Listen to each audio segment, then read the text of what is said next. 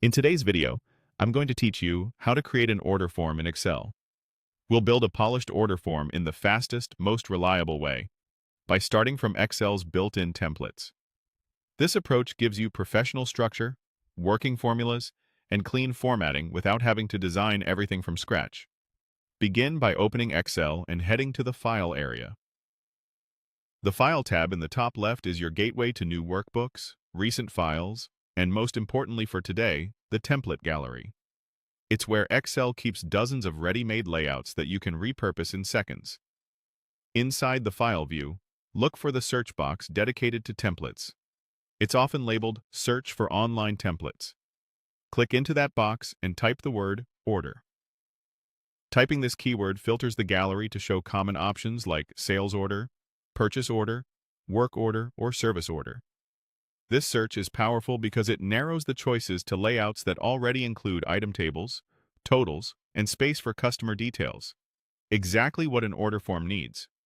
If you don't immediately see what you want, give it a moment. Excel may fetch more results from its online library. Now, choose the template that best matches your workflow. You'll see thumbnails with a preview image and a short description.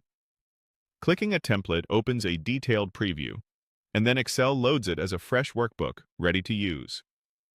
What you get is a form with a professional header area for company details, sections for customer information and dates, and a line item table with columns like item, description, quantity, unit price, and line total.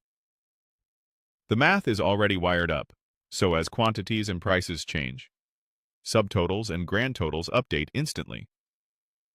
Many templates also include tax, shipping, and discount lines, plus a clear summary section at the bottom, so totals are easy to verify at a glance.